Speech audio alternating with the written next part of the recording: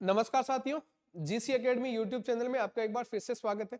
दोस्तों, आज आपके सामने पुणे हाजिर है भारतीय भूगोल सीरीज के साथ में। तो दोस्तों, हम पढ़ रहे थे भारतीय भूगोल के सीरीज में भारत के भौतिक प्रदेशों के बारे में हम चर्चा कर रहे थे। और हमने इससे पहले पढ़ा था हिमालय पर्वतमाला को, और हिमालय पर्वतमाला से पहले हमने पढ़ लिया था कंप्लीटली ट्रांस हिमालय को।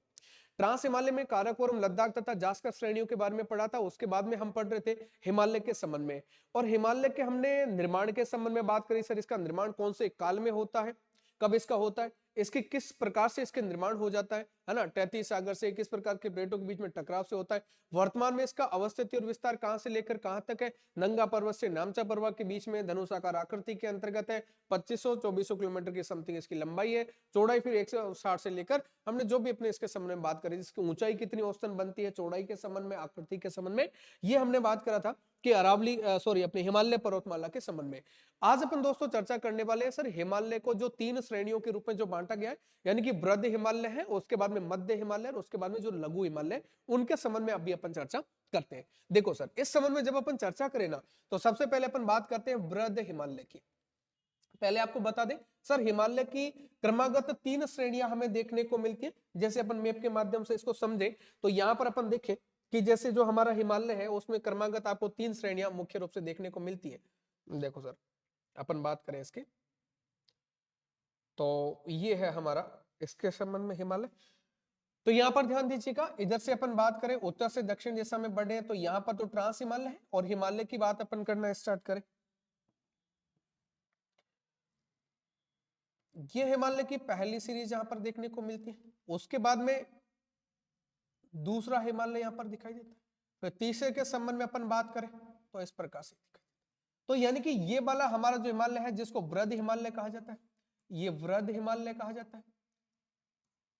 और इसके बाद में कहा जाता है मध्य हिमालय, और इसके बाद में जो सबसे लास्ट में पड़ता है, इसको बोला जाता है उप हिमालय, या फिर जिसको अपन बोलते हैं बाह्य हिमालय। तो कह सकते हैं कि सर हिमालय का जब भी निर्माण हुआ तो इनके 3 सीरीज के रूप में हुआ। सबसे पहले जिस हिमालय का निर्माण हुआ था उसको अपन बोलते हैं वृद्ध हिमालय बोलते हैं, या जिसको अपन बोलते हैं महान हिमालय बोलते हैं। सबसे पहले बना सबसे ऊंचा। इसके बाद में जो दूसरे नंबर पर जो बना उसको अपन मध्य हिमालय बोलते हैं, ये दूसरे नंबर पर बना, और अपेक्षाकृत कम ऊंचाई है वृद्ध हिमालय की अपेक्षाकृत। इसके बाद में तीसरे नंबर पर जो बना उसको उप हिमालय, बाह्य हिमालय, या फिर अपन शिवालिक हिमालय इसको बोलते हैं। ये बाद में बना है सबसे, और सबसे कम ऊंचा है ना। इतनी कंटिन्यूटी इसमें देखने को नहीं मिलती है। इधर ज्यादा चौड़ाई है, इधर जाते जाते हिमालय की सीरीज क्या हो जाती है, छोटी हो जाती है। तो यहां पर अपन देखते हैं सर, इसकी चौड़ाई सर्वाधिक होती है और यहां पर आपकी कम बनती है। अब इसके साथ में अपन आगे चर्चा करते हैं, इसके बाद अपन आगे चर्चा करते हैं कि सर आज हमारी जो क्लास में अपन पढ़ने वाले हैं वृद्ध हिमालय पहले पढ़ेंगे, उसके बाद में सीक्वेंस में अपन आगे देखेंगे। सबसे पहले बात करते हैं सर वृद्ध हिमालय के बारे में। वृद्ध हिमालय को कहा जाता है सर महान हिमालय। इसके बाद में इसको कहा जाता है सर हिमाद्री। वृद्ध हिमालय को कहा जाता है हिमाद्री, क्योंकि सर ये हिम से ढका होता है। हिम से ढका होने के कारण, हिम से ढका होने के कारण इसको क्या बोलते हैं, हिमाद्री बोला जाता है। महान हिमालय है और ये सर वृद्ध हिमालय है। इनके संबंध में अपन देखते हैं, इसका अधिकतर जो विस्तार है ना, अधिकतर विस्तार नेपाल के अंतर्गत पाया जाता है। अधिकतर इसका जो विस्तार है वो नेपाल के अंतर्गत पाया जाता है। तो यहाँ पर जो सर्वाधिक ऊंची ऊंची जो चोटियां हम देखते हैं वो नेपाल के अंतर्गत देखते हैं। अब यहाँ पर अपन बात करें सर, इस वाले हिमालय के अंतर्गत मुख्य रूप से हमें कौन कौन सी चीजें देखने को मिलती है, तो यहाँ पर मुख्य रूप से 2 चीजें देखने को मिलती है। एक तो सर यहाँ पर कई प्रकार के ग्लेशियर पाए जाते हैं, काफी ऊंचाई पर अवस्थित है। हिम के जमाव के कारण यहाँ पर ग्लेशियर पाए जाते हैं, जिसको अपन हिमनद कहते हैं। और दूसरी चीज जो यहाँ पर देखने को मिलती है वो पाई जाती है सर ऊंची ऊंची चोटियां यहाँ पर देखने को मिलती है, जो कि विख्यात है जिसके लिए। और ये हमने कहा था कि विश्व का सर्वाधिक ऊंचाई वाला पर्वतमाला है हिमालय पर्वतमाला, सबसे ऊंचा हिमालय, और सबसे ऊंची चोटी दुनिया की वो भी यहीं पर अवस्थित है। इनके अलावा जो सर्वाधिक ऊंची ऊंची चोटियां हैं वो भी इसी हिमालय के अंतर्गत पाई जाती है। तो चोटियों के लिए विख्यात है और ग्लेशियर के लिए विख्यात है। अब अपन बात करेंगे सर ग्लेशियर कौन कौन से यहाँ पर पाए जाते हैं और चोटियां कौन कौन सी पाई जाती है। देखिए, हाँ, तो यहां पर अपन बात करें सबसे पहले सर कौन कौन से ग्लेशियर यहां पर पाए जाते हैं, जहां से कई प्रकार की नदियां का उद्गम होता है। सबसे पहले अपन बात करें सर, यहां पर पाया जाता है यमुनोत्री। यमुनोत्री हिमनद यहां पर पाया जाता है। उसके बाद में अपन बात करें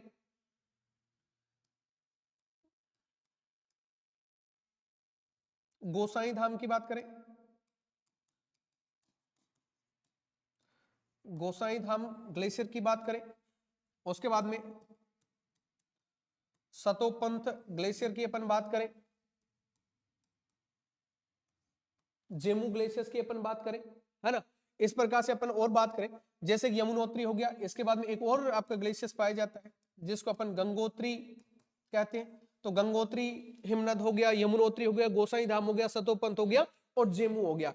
ये प्रमुख रूप से पाए जाने वाले ग्लेशियर्स है जो कहां पर पाए जाते हैं, जो कि हिमालय के अंतर्गत पाए जाते हैं। हिमालय की कौन सी सीरीज में पाए जाते हैं, वृद्ध हिमालय के अंतर्गत पाए जाते हैं। दोस्तों यहां से एक महत्वपूर्ण क्वेश्चन आपका बन सकता है कि सर एक तो हमने ग्लेशियर्स के बारे में देखा था, काराकोरम श्रेणी के अंतर्गत पाया जाता, वो भी अत्यधिक ऊंचाई पर होने के कारण वहां पर बहुत सारे हिमनद पाए जाते हैं। जैसे हमने बात करी थी, सियाचिन ग्लेशियर वहां पर पाया जाता है, हिस्पर ग्लेशियर वहां पर पाया जाता है, बियाफो ग्लेशियर वहां पर पाया जाता है, बाल्टोरा, साल्टोरा, हुंजा, ये कई प्रकार के ग्लेशियर्स पाए जाते हैं। लेकिन वहां के ग्लेशियर के नाम ये थे, यहां पर यमुनोत्री ग्लेशियर पाया जाता है, गंगोत्री पाया जाता है, गोसाई धाम पाया जाता है, सतोपथ ग्लेशियर पाया जाता है, या फिर जेमू ग्लेशियर यहां पर पाया जाता है। ये अपने आप में महत्वपूर्ण बात है, ये ग्लेशियर्स यहां पर पाए जाते हैं। तो यहां से आपको ध्यान रखना हिमालय के ग्लेशियर्स कौन से हैं और आपके ट्रांस हिमालय या फिर काराकोरम श्रेणी के ग्लेशियर्स कौन से हैं। एक तो ग्लेशियर्स की अपन बात कर लेते हैं, इसके बाद में अपन आगे बढ़ते हैं। तो यहां पर देखते हैं सर, यहां पर पाई जाती है चोटियां,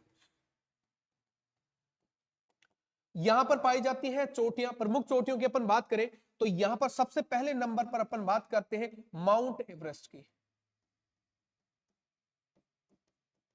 mount Everest, sir mount Everest की यदि अपन बात करें ना, यानी कि ये आपकी सर्वोच्च चोटी है, ये आपकी क्या है, ये सर्वोच्च चोटी है विश्व की, विश्व की, ठीक है। और इसको क्या, इसकी ऊंचाई की यदि अपन बात करें, ये पाई जाती है सर 8,848 मीटर की ऊंचाई पर अवस्थित है। और सर ये नेपाल के अंतर्गत है, ये कहां पर है, ये इसको नेपाल के अंतर्गत अवस्थित है। और सर नेपाल में इसको सागर माथा कहा जाता है, इसको क्या कहा जाता है, सागर माथा कहा जाता है। वहीं पर अपन बात करें कि सर इसको तिब्बत में क्या कहा जाता है, या फिर इसको तिब्बती भाषा में क्या कहा जाता है, इसको कहा जाता है चोमा लुंगमा, इसको कहा जाता है चोमा लुंगमा। सर चोमा लुंगमा का मतलब क्या हो गया, सर चोमा लुंगमा का मतलब होता है पर्वतों की रानी, इसका मतलब है पर्वतों की रानी, पर्वतों की रानी। तो चोमा लुंगमा तिब्बती में कहा जाता है, नेपाल में इसको सागर माता कहा जाता है। विश्व की सबसे ऊंची चोटी कौन सी है, माउंट एवरेस्ट है। कितने मीटर पाई जाती है सर, 8,848 मीटर इसकी ऊंचाई पाई जाती है। ये बात सबसे पहले अपन ध्यान रखेंगे, माउंट एवरेस्ट दुनिया की सबसे ऊंची चोटी है, वृद्ध हिमालय के अंतर्गत पाई जाती है। और दूसरे नंबर की अपन बात करें, इसके बाद में अपन आगे की बात करें तो अगली जो चोटी है उसका नाम बात करें 2 नंबर पे, वो है कंचनजंगा। कंचनजंगा की बात करें तो सर इसकी जो ऊंचाई पाई जाती है 8598 मीटर पाई जाती है, कितनी, 8,598 मीटर इसकी ऊंचाई पाई जाती है। और ये कंचनजंगा हमारे भारत के अंतर्गत अवस्थित है, यानी कि सिक्किम राज्य के अंतर्गत अवस्थित है, सिक्किम राज्य के अंतर्गत अवस्थित है। कंचनजंगा के बारे में सर एक महत्वपूर्ण फैक्ट ध्यान रखिएगा, भारत की आपसे सर्वोच्च चोटी पूछी जाए तो हम कौन सी बता देते हैं, केटू या गॉडविन ऑस्टिन बताते हैं, इस बात का ध्यान रखें। ये भारत की सबसे ऊंची चोटी जो कि पीओके के अंतर्गत अवस्थित है। लेकिन यदि आपसे पूछा जाए भारत में हिमालय की सबसे ऊंची चोटी कौन सी है, तब अपन कंचनजंगा बताते हैं। भारत में हिमालय की सबसे ऊंची चोटी कौन सी है, क्योंकि सर जो केटू या गॉडविन ऑस्टिन है वो हिमालय के अंतर्गत अवस्थित नहीं, वो ट्रांस हिमालय के अंतर्गत अवस्थित है। ये महत्वपूर्ण फैक्ट है, ध्यान रखें। तो मैं यहां पर लिख देता हूं भारत में हिमालय की सर्वोच्च चोटी, भारत में हिमालय की सर्वोच्च चोटी कौन सी बन जाएगी, कंचनजंगा बन जाएगी। अगला एक फैक्ट आप इसको इस प्रकार से भी कह सकते हो, यानी कि निर्विवादित, निर्विवादित भारत की सर्वोच्च चोटी, क्योंकि सर वो विवादित चोटी है जिसको अपन केटू या गॉडविन ऑस्टिन बोलते हैं, काराकोरम के अंतर्गत है, जो कि पीओके के अंतर्गत अवस्थित है। निर्विवादित सबसे ऊंची चोटी ये हमारी कंचनजंगा बन जाएगी। यदि आपसे पूछा जाए भारत की सबसे ऊंची चोटी तो K2 या गॉडविन ऑस्टिन ही बताना है। लेकिन फिर आपसे पूछा जाए कि भारत में हिमालय की सबसे ऊंची चोटी, तब कंचनजंगा बता देना, ये सिक्किम के अंतर्गत है। और सर कंचनजंगा नेशनल पार्क भी है, बायोस्फीयर रिजर्व भी है, और इसके संबंध में आगे अपन चर्चा करेंगे। जैव विविधता की दृष्टि से बहुत ही महत्वपूर्ण एरिया, सबसे ऊंची चोटी भारत की हिमालय के अंतर्गत कंचनजंगा बनती है। इसके बाद में सर अपन बात करते हैं कि अन्य प्रमुख चोटियां कौन कौन सी है हिमालय के अंतर्गत, तो उसकी एक शॉर्ट ट्रिक है, उसके माध्यम से अपन याद करते हैं। ठीक है, तो सर यहां पर अपन बात करते हैं MDMNAN, तो यहां पर बात करेंगे MDM और NAN। ये इसके बाद में हिमालय की जो प्रमुख चोटियां हैं उनकी सीक्वेंस इस प्रकार से बन जाएगी। तो यहां पर क्या बन जाएगा सर, यहां पर बन जाएगा मकालू, और उसके बाद में बन जाएगा धौलागिरी, उसके बाद में बन जाएगा मंसालू, एन से बन जाएगा नंगा पर्वत, उसके बाद में ए से बन जाएगा अन्नपूर्णा, इसके बाद में आपका बन जाएगा नंदा देवी। देखिए ये महत्वपूर्ण चोटियां हैं जो सीक्वेंस के साथ में हमने यहां से अरेंज करी है, और इनकी ऊंचाई ये इस प्रकार से इनकी ऊंचाइयों के बारे में चर्चा करेंगे, और ये भी बता देंगे ये कौन कौन से आपके देश में या फिर कौन कौन से भारत के राज्यों में अवस्थित है। तो MDMNAN याद रखना है, यानी कि मकालू, धौलागिरी, मंसालू, नंगा पर्वत, अन्नपूर्णा, नंदा देवी, ये आपकी ऊंचाई के क्रम में व्यवस्थित किया गया है। सर यहां पर थोड़ा सा कंफ्यूजन हो सकता है कि सर पहले वाले M से मकालू बनेगा या मंसालू बनेगा। देखो लिखने में अपन देखो मकालू और मंसालू, देखो पहले क्या आता है उसके बाद में से आएगा, तो पहले मकालू वाला रख लेना है। यहां पर नंगा और नंदा, पहले ग आता है तो नंगा वाला पहले आ जाएगा, नंदा वाला बाद में आ जाएगा। तो MDMNAN इस प्रकार से आप याद कर सकते हो। देखो सर बात करें ये कहां कहां पर अवस्थित है, तो मकालू चोटी की यदि अपन बात करें तो मकालू चोटी कहां पर अवस्थित है, ये सर नेपाल के अंतर्गत, पहले देखो नेपाल के अंतर्गत अवस्थित है। ये धौलागिरी नेपाल में है, मंसालू नेपाल में है, नंगा पर्वत ये कहां पर है, ये POK के अंतर्गत है, ये POK भारत के अंतर्गत अवस्थित है। फिर अपन बात करें नंदा देवी कहां पर अवस्थित है, तो नंदा देवी आपकी उत्तराखंड में अवस्थित है, ये नंदा देवी आपकी उत्तराखंड के अंतर्गत अवस्थित है। बाकी जितने भी है सारे के सारी नेपाल के अंतर्गत अवस्थित है। इसलिए हमने कहा था वृद्ध हिमालय का मुख्य रूप से जो भाग पाया जाता है वो नेपाल के अंतर्गत पाया जाता है, और वहीं पर आपका सर्वाधिक ऊंचा हिमालय पाया जाता है। मंसालू की बात करें तो ये भी नेपाल के अंतर्गत पाया जाता है, धौलागिरी की बात करें ये भी नेपाल के अंतर्गत पाया जाता है, इनकी बात करें तो ये भी नेपाल के अंतर्गत पाया जाता है। ये महत्वपूर्ण बात है, और इनके साथ में आप इनको देख सकते हो। ये इतनी सारी महत्वपूर्ण बातें हैं नंगा। और देखो सर ये जो नंदा देवी है ये उत्तराखंड के अंतर्गत अवस्थित है, और ये उत्तराखंड की सबसे ऊंची चोटी है, उत्तराखंड की। दूसरी इसमें बात करें तो सर एक है आपकी कामेत और एक है आपकी त्रिशूल चोटी। ये सीधा सीधा सवाल आपसे पूछा जाएगा कि कामेत, त्रिशूल, नंदा देवी ये कौन से राज्य में अवस्थित हिमालय की चोटियां हैं। तो यहां पर बता देना ये कामेत और त्रिशूल दो अन्य हिमालय की चोटियां हैं जो भी आपकी कहां पर पाई जाती है, उत्तराखंड के अंतर्गत अवस्थित है। ये अपने आप में महत्वपूर्ण है। नंदा देवी की हाइट आप मुख्य रूप से ध्यान रखें, इसका नाम आपका आएगा 7817, है ना, 7817। यदि अपन राजस्थान का जब भी जीके पढ़ते हैं ना, तो राजस्थान का देशांतरीय विस्तार 69 डिग्री 30 मिनट से लेकर 78 डिग्री 17 मिनट, ये देखो 78 डिग्री 17 मिनट ऐसे याद कर सकते हो। तो नंदा देवी की ऊंचाई भी कितनी 78-17 बनती है। 85-95 याद कर लेना किसकी बन जाएगी, कंचनजंगा की, हालांकि 85-98 बनती है ना। 8848 आपकी बन जाएगी। बाकी राका पोसी की हमने बात करी थी, K2 या गॉडविन ऑस्टिन की भी हमने यहां पर बात करी थी। वैसे अपन बात करना चाहे तो इनकी भी आप याद कर सकते हो, है ना, इनकी 8481 बन जाएगी, है ना। इसके बाद में अपन बात करें तो बाकी वाले की यानी कि 8481 बन जाएगी, 8484 भी आप याद कर सकते हो। फिर यहां पर आपके बन जाएगी 8072 बन जाएगी। इसके बाद में आप यहां पर देखिएगा इनका 8052 बन जाएगा। इसके बाद में अपन बात करें तो यहां पर आपका बन जाएगा 8026 बन जाएगा।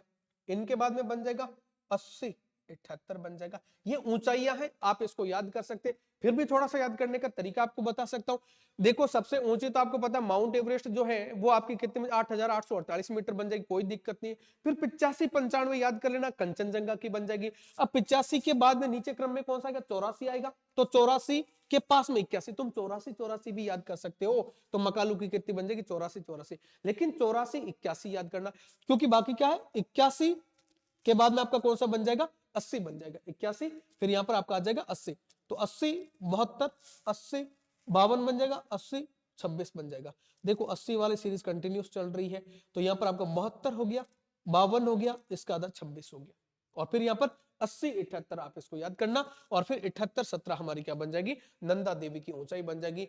ये वो ऊंचाइयां हैं सर जो आप इसको ऊंचाई के साथ में याद कर सकते हो, ये राज्यों के साथ में आप इसको याद कर सकते हो, देश के साथ में याद कर सकते हो, ये क्रम आपका बन जाएगा। देखो एक बार फिर से अपन इनको देखें, कंचनजंगा हमारी बनी थी इससे पहले की हमने बात करी, देखो मैप के माध्यम से देखेंगे, तो यहाँ पर अपन बात करें माउंट एवरेस्ट की बात करें, सर्वोच्च चोटी है 8,848 मीटर बनती है, तिब्बती में उसको चोमालुंगमा कहा जाता है, मतलब पर्वतों की रानी है, नेपाल में इसको सागर माता कहा जाता है। लेकिन दूसरे नंबर की बात करें कंचनजंगा बन जाती है 8,598 मीटर में, 85 95 ऐसे याद करें, 85 95 या 85 98 याद हो जाएगा। सिक्किम के अंतर्गत है, भारत में हिमालय की सर्वोच्च चोटी है, निर्विवादित भारत की सर्वोच्च चोटी है। अन्यों की बात करें MDM NAN हो जाएगा, तो M से मकालू बन जाएगा, फिर धौलागिरी बन जाएगा, फिर आपका मंसालू बन जाएगा, कै पहले आएगा, सह बाद में आ जाएगा, तो मकालू और मंसालू यहाँ पर याद कर लेना। यहाँ पर नंगा पहले आएगा, नंदा बाद में आएगा, तो यहाँ पर नंगा पर्वत तो नंदा देवी आ जाएगा, तो ये ए से अन्नपूर्णा बन जाएगा। ठीक है, अपन बात करें सर नंगा पर्वत पीओके के अंतर्गत है, और नंदा देवी उत्तराखंड के अंतर्गत है, उत्तराखंड की सर्वोच्च चोटी है, उत्तराखंड की अन्य चोटियां कामेत तथा त्रिशूल भी है। ये बहुत ही महत्वपूर्ण है अपने आप में, इनसे एक क्वेश्चन आपसे पूछा जाता है, इन चोटियों को सीक्वेंस के रूप में अरेंज करिएगा, या फिर कौन से देश के अंतर्गत अवस्थित, इस प्रकार से पूछा जाएगा। निम्न में से कौन सी भारत के अंतर्गत अवस्थित है, इस प्रकार से सवाल पूछा जाएगा। भारत में ऊंची कौन सी है, ये चोटी आपके संबंध में पूछा जाएगा। ये सारे वृद्ध हिमालय के संबंध में सर अपन बातें देख रहे थे। ओके, अब इसके बाद में अपन आगे बात कर लेते हैं वृद्ध हिमालय के बाद में मध्य हिमालय के संबंध में। अगला बात करते हैं दोस्तों मध्य हिमालय, जिसको अपन कहते हैं लघु हिमालय।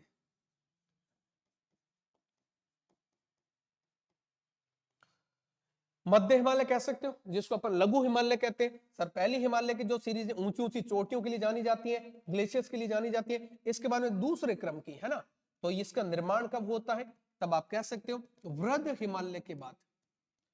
वृद्ध हिमालय के बाद, वृद्ध हिमालय के बाद इसका निर्माण होता है, एक तो ये बात का ध्यान रखें। और ऊंचाई के संबंध में अपन बात करें, ऊंचाई के संबंध में हिमालय की अपेक्षाकृत कम, यानी कि वृद्ध हिमालय की अपेक्षाकृत यहां पर कम है, तो वृद्ध हिमालय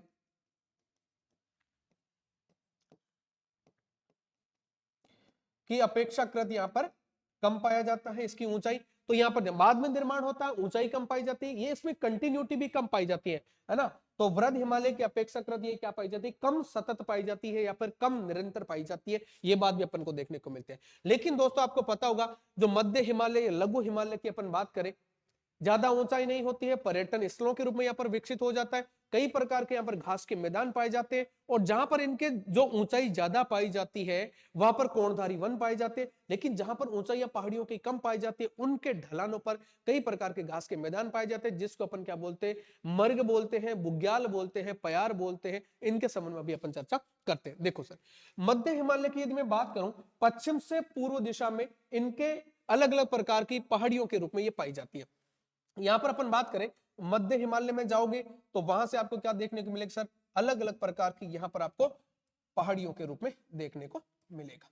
इनकी मुख्य वजह क्या होती है सर, वृद्ध हिमालय से जो नदियां निकलती है ना, ये वृद्ध हिमालय से निकलने वाली नदियां मध्य हिमालय को काट दिया है, और मध्य हिमालय को काटने से इनके मध्य बहुत सारी यहाँ पर देखो ये घाटियों का निर्माण हो जाता है, और ये कंटिन्यू नहीं रहती है, और ये अलग अलग पर्वतमालाओं के रूप में आपको दिखाई देती है। इन अलग अलग पर्वतमालाओं को अलग अलग राज्यों में या अलग अलग देशों में अलग अलग नाम से पुकारा जाता है। ये मध्य हिमालय को कहां पर किस नाम से पुकारा जाता है, पश्चिम से पूर्व दिशा में सही सीक्वेंस क्या है, अपने आप में बहुत महत्वपूर्ण है। इनकी एक ट्रिक ध्यान रखना, इसको अपन पढ़ लेंगे पीडी नाम, इनका नाम पढ़ेंगे पीडी नाम, तो इनका नाम क्या बन जाएगा, पीडी नाम। तो पी से बन जाएगा सर पीर पंजाल श्रेणी, इनका बन जाएगा पीर पंजाल श्रेणी बन जाएगा, और डी से बन जाएगा धौलाधर श्रेणी। कौन सी बन जाएगा, देखो यहां पर लिख देता हूं, ये धौलाधर श्रेणी हो जाएगी, ये पीर पंजाल श्रेणी बन जाएगी। इसके बाद में ना से बन जाएगी नाग टिब्बा श्रेणी, नाग टिब्बा श्रेणी बन जाएगी, और मैं से क्या बन जाएगा, महाभारत श्रेणी बन जाएगी, महाभारत श्रेणी बन जाएगी। ये सर इस प्रकार से श्रेणियां दिखाई देती है। पीडी नाम आप इस प्रकार से याद कर लेना कि मध्य हिमालय जो अलग अलग पर्वतमालाओं के रूप में पाया जाता है, पश्चिम से पूर्व में कौन कौन सी पर्वतमाला इसके अंतर्गत आती है, तो पीडी नाम, पीर पंजाल, धौलाधार, उसके बाद नागटिब्बा और महाभारत श्रेणी। ये सर पीर पंजाल श्रेणी है ना, ये पाई जाती है जम्मू कश्मीर के अंतर्गत। ये कहां पर पाई जाती है, जम्मू कश्मीर में इसको बोला जाता है पीर पंजाल श्रेणी। और उसके बाद में जब आगे चलते हैं तो हिमाचल प्रदेश के अंतर्गत, हिमाचल प्रदेश में धौलाधार श्रेणी पाई जाती है, और नाग टिब्बा श्रेणी ये उत्तराखंड के अंतर्गत पाई जाती है, और महाभारत श्रेणी ये नेपाल के अंतर्गत पाई जाती है। बहुत बढ़िया। सवाल क्या बनेगा यहां से क्वेश्चन आपसे पूछा जाएगा, इनका नाम दिया जाएगा, सामने इन राज्य और इस देश का नाम दिया जाएगा, सही सुमेलित करना है। मध्य हिमालय की जो पर्वतमाला है या मध्य हिमालय की जो श्रेणियां हैं, कौन से राज्य में कौन सी श्रेणी पाई जाती है, या सीधा सा पूछा जाएगा कि धौलाधार श्रेणी कौन से हिमालय के अंतर्गत आती है, मध्य हिमालय में आती है, बाह्य हिमालय आती है, या फिर लघु हिमालय में आती है, या फिर आपसे पूछा जाएगा कि ट्रांस हिमालय के अंतर्गत आती है, या फिर पूर्वांचल के हिमालय के अंतर्गत आती है। एक तो ये ध्यान रखना है, धौलाधार मध्य हिमालय में आती है, ये सारी मध्य हिमालय के अंतर्गत आने वाली पर्वत श्रेणियां हैं। लेकिन फिर आपसे पूछा जाएगा धौलाधार श्रेणी पाई जाती है जम्मू कश्मीर में, हिमाचल प्रदेश में, उत्तराखंड में, लद्दाख में, इस प्रकार से ऑप्शंस के रूप में आएगा। तो यहां पर ध्यान रखना, पीर पंजाल श्रेणी जम्मू कश्मीर में अवस्थित है, धौलाधार श्रेणी हिमाचल प्रदेश में अवस्थित है, नागटिब्बा श्रेणी उत्तराखंड में अवस्थित है, महाभारत श्रेणी नेपाल के अंतर्गत अवस्थित है। और इनके बीच में घाटियां हैं, वृहद हिमालय से चलने वाली नदियों ने इनको पर्वतमालाओं को तोड़कर यहां पर कई प्रकार की घाटियों का निर्माण किया। ये बात यहां पर अपन ध्यान में रखते हैं। इसके बाद में अपन बात करते हैं कि सर जो आपका वृहद हिमालय जो अपन देखते हैं, यानी कि आपका मध्य हिमालय के अंतर्गत, मध्य हिमालय में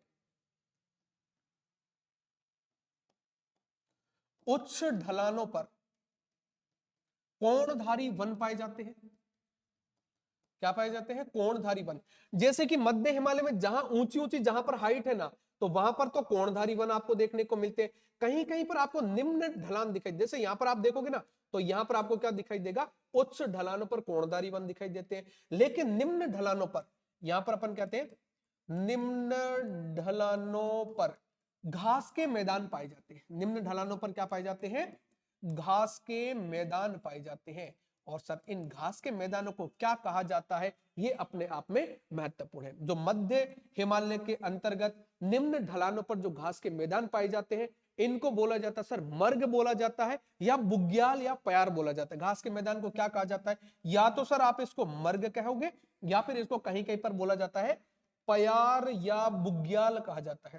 प्यार या इसको बुग्याल कहा जाता है, ये बात ध्यान रखेंगे। सर इसको मर्ग कहां पर कहा जाता है, तो वो आपका जम्मू कश्मीर में कहा जाता है। जम्मू कश्मीर में जैसे अपन नाम सुनते हैं सोनमर्ग, गुलमर्ग, ये क्या है, घास के मैदानों वाले स्थानों के आधार पर इनका नाम पड़ गया सोनमर्ग, गुलमर्ग। ये सोनमर्ग, गुलमर्ग, ये मर्ग क्या है, यानी कि मध्य हिमालय में जो निम्न ढलान है उन पर जो घास के मैदान पाए जाते हैं उनको मर्ग कहा जाता है, और उनके नामकरण भी उसके अकॉर्डिंग किए जाते हैं। ये बोला जाता है सर आपका उत्तराखंड और हिमाचल प्रदेश के अंतर्गत। उत्तराखंड और हिमाचल प्रदेश में इनको प्यार या बुग्याल बोला जाता है। ये मुख्य रूप से आपको यहाँ पर ध्यान रखना है। एक तो ये निम्न ढलानों पर घास के मैदानों को क्या बोला जाता है, और जहां पर उच्च ढलान पाए जाते हैं, यानी कि पहाड़ियां बहुत ऊंची और उनके फिर ढलान वाले एरिया के अंतर्गत कोणधारी वनों का विस्तार देखने को मिलता है। वृहद हिमालय में नहीं देखने को मिलता है, ये मध्य हिमालय के अंतर्गत देखने को मिलता है। और सर मध्य हिमालय में कई प्रकार की यहाँ पर जनजातियां मिलती हैं। यहां पर आपकी मिलती है सर जनजातियां, और सर ये जो जनजातियां है ना, ये ऋतु प्रवास के लिए जानी जाती है। ऋतु प्रवास के लिए जानी जाती है। सर ऋतु प्रवास का मतलब क्या होता है कि सर शीतकाल के अंतर्गत ये निम्न ढलानों में आकर रहने का कार्य करते, घाटी के अंदर निवास करते हैं, और जब आपकी गर्मियां रहती हैं तो आपके उच्च ढलानों में जाती हैं या फिर उच्च स्तर पर पहाड़ियों में चले जाते हैं। और इनका मुख्य जो व्यवसाय होता है पशुपालन होता है ना। और इनका व्यवसाय क्या होता है, ये बहुत ही इंपॉर्टेंट क्वेश्चन है, एनसीईआरटी में पूछा जाता है। इनके व्यवसाय की अपन बात करें तो ये पशुपालन करते हैं, इनका मुख्य पशुपालन होता है। खच्चर वगैरह जो रहते हैं इनके पास में पशुपालन के रूप में रहते हैं। तो ये कौन कौन सी जनजातियां कहां पर पाई जाती है उनके संबंध में अपन देखते हैं। एक सर आपका जम्मू कश्मीर है, जम्मू कश्मीर में वहां पर पाई जाती है एक तो गुज्जर जनजाति, और एक पाई जाती है सर बक्करवाल। गुज्जर और बक्करवाल जनजाति कहां पर पाई जाती है, जम्मू कश्मीर के अंतर्गत पाई जाती है। फिर अपन बात करें सर हिमाचल प्रदेश के अंतर्गत कौन सी जनजाति यहाँ पर पाई जाती है? तब यहाँ पर बताना कि यहाँ पर पाई जाती है आपकी बद्दी जनजाति।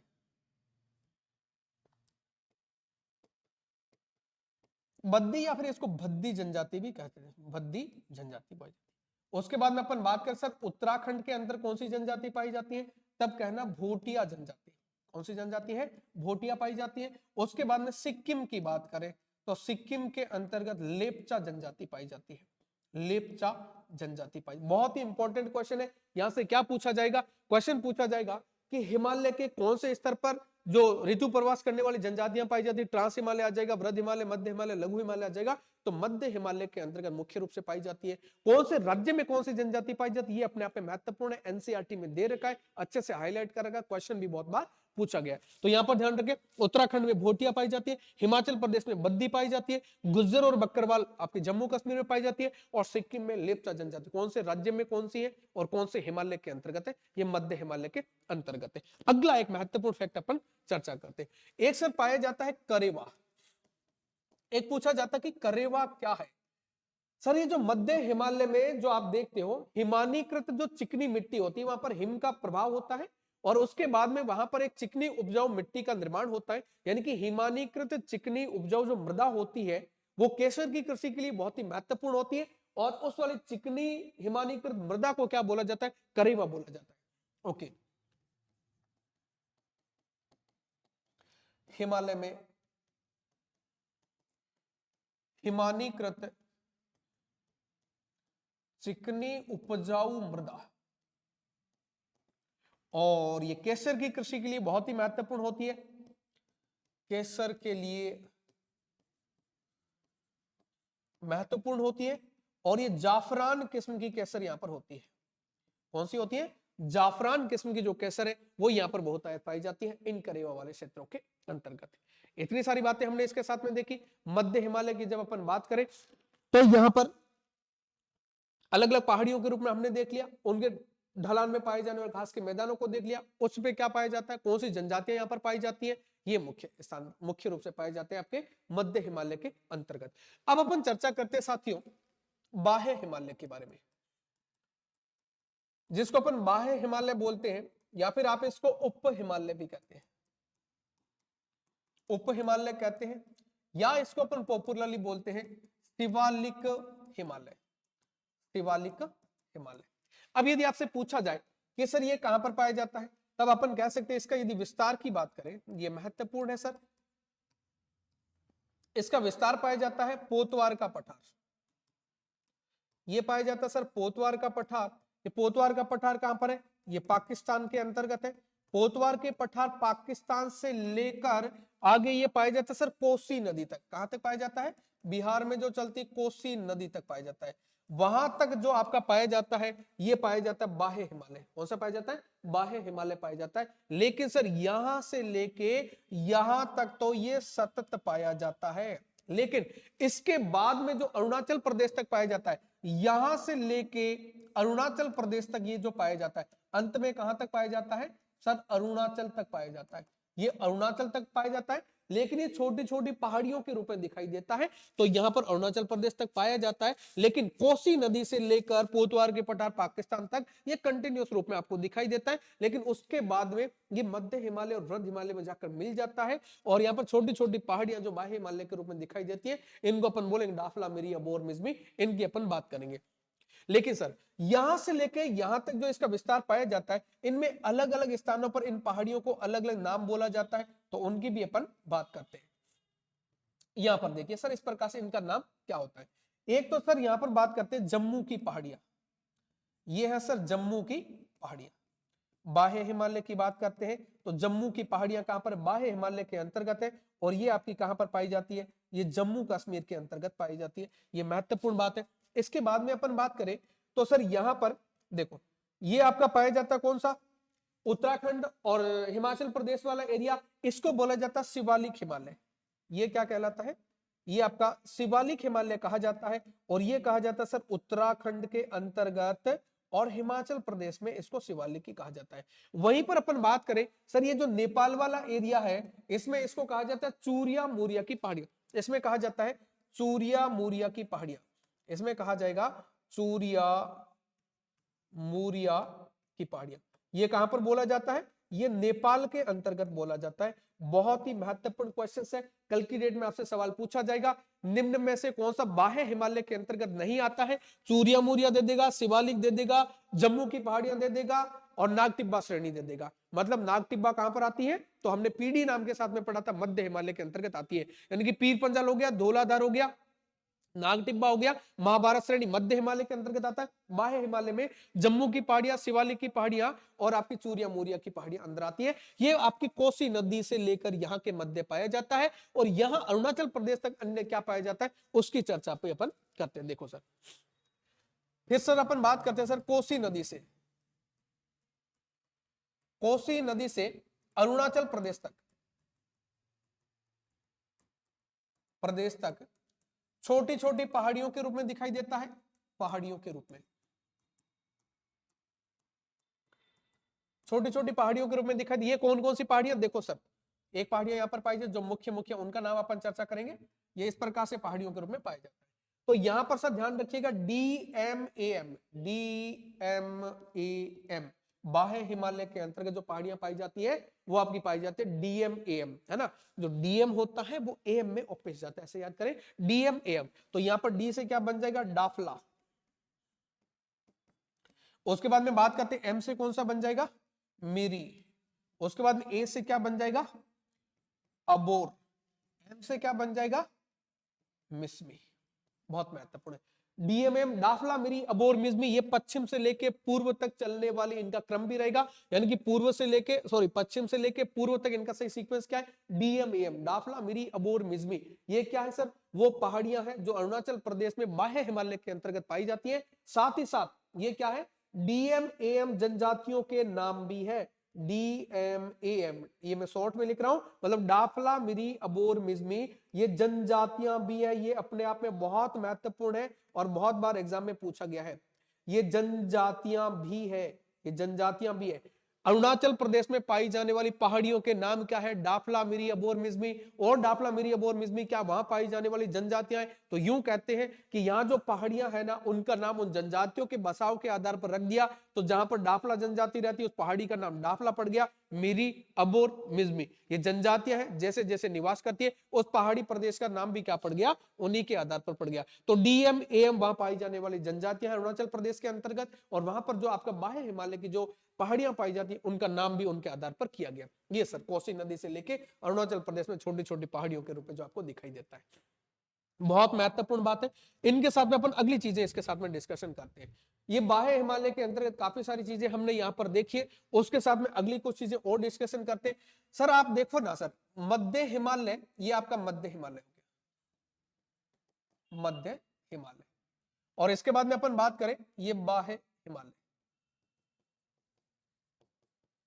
इनके बीच का समतल जो मैदानी भाग जो यहां पर पाया जाता है और इधर की साइड में पाया जाता है, इसको बोला जाता है सर दून। इसको क्या बोला जाता है? दून बोला जाता है। और इनको बोला जाता है द्वार, है ना। तो यहां पर अपन कहते हैं कि सर जो मध्य हिमालय और बाह्य हिमालय के अंतर्गत जो पश्चिम दिशा में जो समतल मैदान पाए जाते हैं उनको दून कहा जाता है। इन्हीं के आधार पर कई सारे नाम होते हैं, जैसे कि अपन देखते हैं देहरादून, है ना। किस आधार पर पड़ गया? दून के आधार पर। दून क्या है? मध्य हिमालय और बाह्य हिमालय के मध्य जो मैदानी भाग है उसको क्या बोला जाता है? दून बोला जाता है। और द्वार क्या बोला जाता है? ये भी मध्य हिमालय और बाह्य हिमालय के मध्य मैदानी भाग जो आपके पश्चिम दिशा में पाया जाता है। कौन सा पाया जाता है? जो पूर्वी भाग में जो पाया जाता है। जो पूर्वी भाग में पाए जाने वाले समतल मैदानों को क्या बोला जाता है? द्वार बोला जाता है। पश्चिम दिशा में पाए जाने वालों को क्या बोला जाता है? दून बोला जाता है। इन्हीं के आधार पर आप नाम देख सकते हो, हरिद्वार, है ना। इसी आधार पर स्थान का नाम भी क्या पड़ गया? हरिद्वार, देहरादून। ये दून और द्वार क्या है? मध्य हिमालय और लघु हिमालय के मध्य जो समतल मैदानी भूभाग है, जो मैदान है, इनको पश्चिम दिशा में तो दून बोला जाता है और पूर्वी भाग में इसको द्वार बोला जाता है। ठीक है, ये महत्वपूर्ण। दून द्वार आपने देख लिया, आपने करेवा के बारे में देख लिया, और उसके बाद में मर्ग के बारे में, बुग्याल के बारे में, प्यार के बारे में देख लिया। मध्य हिमालय की पहाड़ियों की चोटियों के नाम क्या है? पीडी नाम आपने देख लिया। उसके बाद बाह्य हिमालय की बात करें तो जम्मू की पहाड़ियां होगी, उसके बाद शिवालिक की पहाड़ियां होगी, चूरिया मुरिया की पहाड़ियां होगी, डीएमएम की पहाड़ियां होगी। पोतवार के पठार से लेकर कोसी नदी तक कंटिन्यूस पाई जाती है, और फिर कोसी नदी से लेकर अरुणाचल प्रदेश छोटी छोटी पहाड़ियों के रूप में पाई जाती है। वहां जो जनजातियां रहती है उनके अकॉर्डिंग उनका नामकरण किया गया है। ये हिमालय के सर इस तरफ की अपन बात यहाँ पर कंप्लीट करते हैं। लेकिन सर इसके इस साइड में पूर्वांचल की पहाड़ियां, छोटा सा चैप्टर है, यहीं पर अपन इसको कंप्लीट करते हैं। देखो सर, पूर्वांचल की पहाड़ियां, पूर्वांचल की पहाड़ियां बिल्कुल सिंपल है, छोटा सा कॉन्सेप्ट यहां पर बनता है। जब भी सर अपन बात करें ना पूर्वांचल की पहाड़ियां, मैं यहां पर मैप के माध्यम से दिखाऊंगा कि पूर्वांचल की पहाड़ियां कहां पर आप उसमें देख सकते हैं। देखिए सर, तो पूर्वांचल की पहाड़ियों को अपन यहां पर देखते हैं, इनके संबंध में देखें तो इसको अपन थोड़ा सा बड़ा कर लेते हैं और उसके माध्यम से देखने का प्रयास करते हैं। पूर्वांचल की पहाड़ियां, ये सर जब भारत की अपन बात करें तो ये इधर का बन जाएगा, ये पूर्वांचल की पहाड़ियां। तो यहां पर अपन हेडिंग डाल देते हैं पूर्वांचल की पहाड़ियां।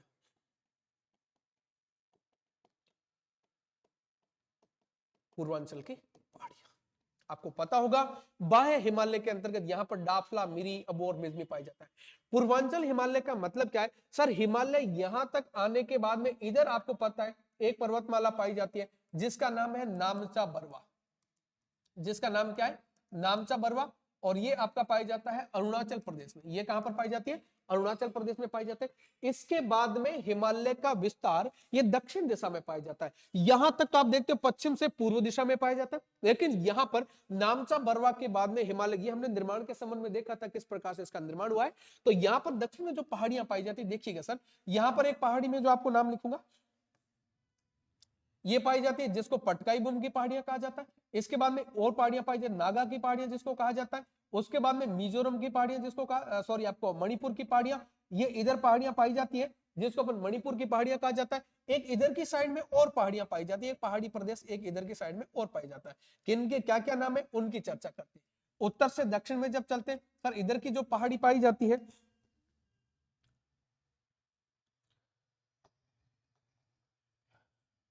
ओके, यहां पर देखिएगा सर, इधर से जो पहाड़ियां पाई जाती है ये है आपकी पहाड़ी का नाम है पटकाई बूम। पटकाई बूम की पहाड़ियां ये कहां पर पाई जाती है सर? अरुणाचल प्रदेश में पाई जाती है। ये है सर अरुणाचल प्रदेश के अंतर्गत है। यदि आपसे पूछा जाए कि अरुणाचल प्रदेश में हिमालय के अंतर्गत कौन सी पहाड़ियां पाई जाती है, तो हम कहेंगे पटकाई बूम पाई जाती है। और इधर आपकी जो पाई जाती है बाह्य हिमालय के अंतर्गत, जिसमें डाफला, मिरी, अबोर, मिजमी की पहाड़ियां हैं। लेकिन पूर्वांचल हिमालय के अंतर्गत पहाड़ी कौन सी पाई जाती है? पटकाई बूम की पहाड़ी पाई जाती है। उसके बाद में नागालैंड के अंतर्गत नागा पहाड़ियां, नागा पहाड़ी कहां पर पाई जाती है? नागालैंड के अंतर्गत पाई जाती है। इसके बाद में अपन बात करें, यहां पर मणिपुर बन जाता है, तो यहां पर मणिपुर की पहाड़ियां, यहां पर मणिपुर की पहाड़ियां, और इसको सर बोला जाता है लेमाटोल की पहाड़ियां, अपने आप में महत्वपूर्ण है। तो यहां पर पाई जाती है लेमाटोल की पहाड़ियां, यहां पर लेमाटोल पहाड़ियां। और ये कहां पर पाई जाती है? ये मणिपुर के अंतर्गत पाई जाती है। ये पाई जाती है मणिपुर के अंतर्गत। इसके बाद में आगे जो पहाड़ियां पाई जाती है ये मिजोरम के अंतर्गत पाई जाती है, मिजो पहाड़ियां, मिजो पहाड़ियां। और सर मिजो पहाड़ियां कहां पर पाई जाएगी? मिजोरम के अंतर्गत, मिजोरम के अंतर्गत पाई जाती है। और सर मिजो पहाड़ियों को बोला जाता है लुसाई की पहाड़ियां, ये अपने आप में महत्वपूर्ण है। तो यहां पर पाई जाती है सर लुसाई की पहाड़ियां। लेमाटोल की पहाड़ियां पाई जाती है, लुसाई की पहाड़ियां यहां पर पाई जाती है। इधर नागालैंड में नागा पहाड़ियां, पटकाई, देखो पटकाई बूम, नागा पहाड़ियां, लेमाटोल की पहाड़ियां, लुसाई की पहाड़ियां, ये उत्तर से दक्षिण में इनका क्रम में बहुत ही इंपॉर्टेंट है। सर यहां पर एक पहाड़ी का नाम हमने जो बताया है इसको कहा जाता है बराइल की पहाड़ियां, यानी कि आप इसे कह सकते हो सर बरेल की पहाड़ियां या बराइल की पहाड़ियां, या बराइल की पहाड़ियां। सर ये बराइल की पहाड़ी कहां पर पाई जाती है? तब आपको कहना कि सर ये अमन पाई जाती है। कहां पर पाई जाती है? ये अमन के अंदर, ये 3 देशों 3 राज्यों के अंतर्गत पाई जाती है, ध्यान रखना। तो यहां ऐसे क्या बन जाएगा? ऐसे बन जाएगा सर असम के अंतर्गत पाई जाती है। मैं से क्या बन जाएगा? मणिपुर के अंतर्गत पाई जाती है। और नए से क्या बन जाएगा, नागालैंड के अंतर्गत पाई जाती है। बहुत इंपॉर्टेंट क्वेश्चन है। बरेल की पहाड़ियां नागालैंड, मणिपुर और असम के अंतर्गत अवस्थित पहाड़ी प्रदेश को बराइल की पहाड़ियां कहा जाता है। क्वेश्चन पूछा जाएगा निम्न में से कौन से राज्य में बराइल की पहाड़ियां नहीं पाई जाती है। ऑप्शन में असम आएगा, मणिपुर आएगा, नागालैंड आएगा और मिजोरम दे देगा। तो यहां पर मिजोरम के अंतर्गत नहीं पाई जाती। ये इन 3 राज्यों के अंतर्गत पाई जाती है, बरेल की पहाड़ियां, पटकाई बूम की पहाड़ियां, नागा की पहाड़ियां, मणिपुर की पहाड़ियां, मिजोरम की पहाड़ियां। और दोस्तों इसके साथ में अपन बात करते हैं, ये इसका जो सीमावर्ती जो हमारा एरिया है उसकी अपन चर्चा करते हैं। देखिएगा जो हमारा सीमावर्ती एरिया है उसके संबंध में बात करते हैं। हाँ, पूर्वांचल की पहाड़ियों के अंतर्गत हमने सारी पहाड़ियों को देखा। इनके बाद में एक बात करते हैं सर, एक पहाड़ियां हमारी पाई जाती अराकान योमा, ये अपने आप में महत्वपूर्ण है। अगली बात करते हैं सर, अराकान योमा पर्वतमाला, अराकान योमा पर्वतमाला। और सर अराकान योमा पर्वतमाला कहां पर पाई जाती है, तो ये आपकी पाई जाती है म्यांमार के अंतर्गत। ये पाई जाती है सर म्यांमार के अंतर्गत, या फिर आप कह सकते हो यानी कि म्यांमार प्लस भारत की सीमा बनाती है। यानी कि म्यांमार प्लस भारत की सीमा पर कौन सी पहाड़ियां अवस्थित है, तब आपको बताना अराकान योमा पर्वतमाला अवस्थित है। और दोस्तों जब अपन मानसून को पढ़ते हैं ना, तो हमारी बंगाल की खाड़ी की शाखा अराकान योमा पर्वतमाला से टकरा कर फिर हमारे हिमालय तथा हमारे पश्चिमी भारत की तरफ में, है ना, पश्चिमी भारत की तरफ में डाइवर्ट हो जाती है वो पवने, तो वो इसी पर्वतमाला से टकराती है। ठीक है, जब अपन बात करते हैं कि इस प्रकार से पूर्वोत्तर भारत की अपन बात करें, तो यहां पर जो हमारी पाई जाती है अराकान योमा, और यहां से टकरा कर फिर इधर की साइड में हमारा मानसून लौट जाता है। ये अपने आप में अराकान योमा महत्वपूर्ण पर्वतमाला है। तो हमने जो डिस्कशन किया है, वृहद हिमालय को हमने पढ़ लिया, मध्य हिमालय को पढ़ा, लघु हिमालय को पढ़ा। एक बार मैं वापस रिकैप आपको करवाता हूं, अभी तक हिमालय के संबंध में हमने क्या क्या चीजें पढ़ ली। अगली क्लासेस में अपन हिमालय के दर्रे पढ़ेंगे, उससे पहले मैं एक बार सारी चीजें आपको रिकैप करवाता हूं, क्या क्या चीजें हमने अभी तक पढ़ ली है।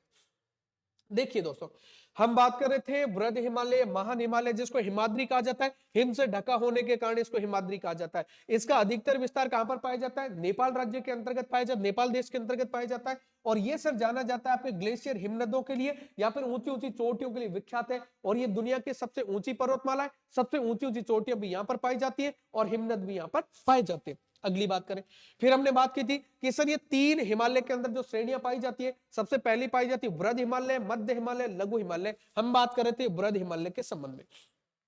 देखो सर, ग्लेशियर की बात करें तो यहाँ पर यमुनोत्री पाया जाता है, गंगोत्री पाया जाता है, गोसाई धाम पाया जाता है, सतोपंथ ग्लेशियर पाया जाता है और जेमू ग्लेशियर यहाँ पर पाया जाता है। ये इतने महत्वपूर्ण ग्लेशियर यहाँ पर पाए जाते हैं। इनके साथ में आपके काराकोरम के जो आपके हिमनद है, इनके नाम दिए जा सकता है। जैसे अपन हिस्पर की बात करें, बाल्टोरा की बात करें, साल्टोरा की बात करें, इस प्रकार से नाम दिए जा सकते हैं कि कौन सा वृहद हिमालय का नहीं है, ऐसा करके।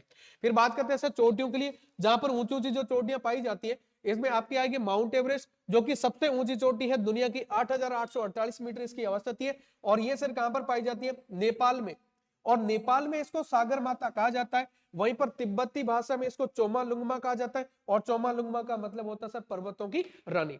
इसके बाद में अपन आगे बात करते हैं, तो सर यहाँ पर देखते हैं पूर्वांचल की पहाड़ियों का अपन वापस देखेंगे बाद में, तो एक बार वहीं से साथ में देख लेते हैं। पूर्वांचल की पहाड़ियां जब अपन देख रहे थे, तो इधर वाले एरिया में जो उत्तर से दक्षिण में जो पहाड़ियां पाई जाती है, पूर्वांचल की पहाड़ियां कहते हैं। ऊपर से नीचे अपन देखें तो पटकाई बूम की पहाड़ियां जो अरुणाचल प्रदेश के अंतर्गत है, नागा पहाड़ियां नागालैंड के अंतर्गत है, मणिपुर में मणिपुर की पहाड़ियां हैं, लेकिन जिसको लेमाटोल की पहाड़ियां मुख्य रूप से कहा जाता है। मिजोरम के अंतर्गत मिजो की पहाड़ियां, लेकिन इसको बोला जाता है लुसाई की पहाड़ियां, ये उत्तर से दक्षिण के अंतर्गत है। और वहीं पर बात करें बरेल या बराइल की पहाड़ियां, ये आपकी असम के अंतर्गत पाई जाती है, नागालैंड के अंतर्गत पाई जाती है और मणिपुर के।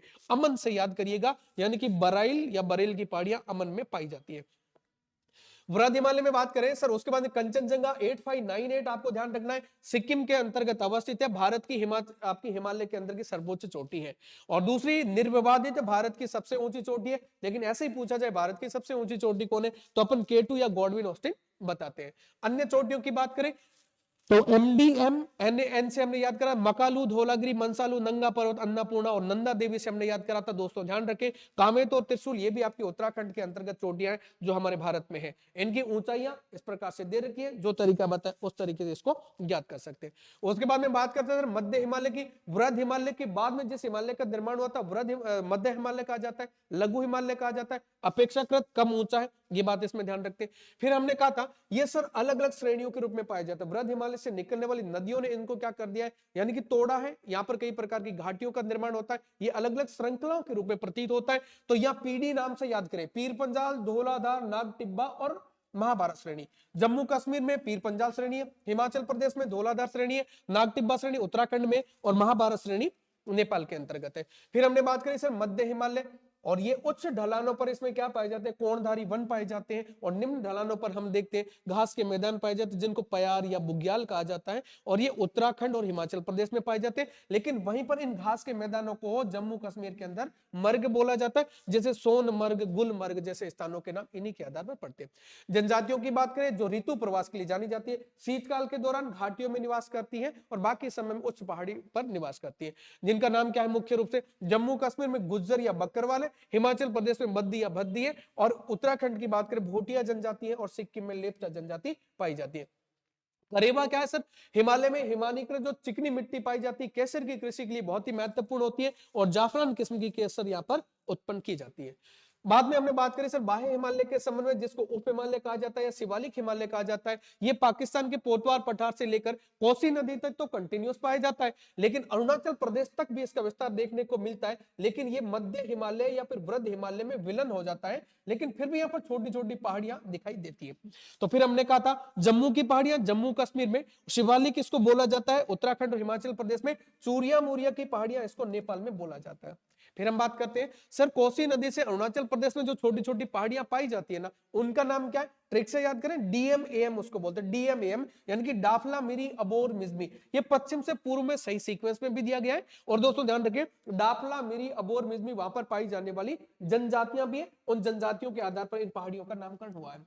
फिर हमने बात करी थी कि सर आपका मध्य हिमालय हो गया, और उसके बाद में बाह्य हिमालय के मध्य जो घास के मैदान या समतल जो मैदान पाए जाते हैं उनको पश्चिम में दून कहा जाता है, और आपका पूर्व दिशा में द्वार कहा जाता है। दून के आधार पर आप देहरादून का नाम पढ़ते हैं, और द्वार के आधार पर आप नाम पढ़ते हैं हरिद्वार के रूप में। इसी प्रकार से बात करें पूर्वांचल की पहाड़ियां, और पूर्वांचल की पहाड़ियों के बारे में हमने कंप्लीटली अध्ययन किया था कि सर डाफला मिरी हम कहते हैं पटकाई बूम की पहाड़ियां, लेमाटोल, लोसाई की और नागा की पहाड़ियां हम वहां पर देखते हैं। और उसी के साथ में एक पहाड़ी हमारी बची थी अराकान योमा पर्वतमाला, ये हमारी पाई जाती है म्यांमार और भारत की सीमा बनाती है, मुख्य रूप से म्यांमार की प्रमुख पर्वत श्रृंखला है। तो धन्यवाद दोस्तों, हमारे साथ में बने रहने के लिए। मिलते हैं अगली क्लासेस में। Thank you so much.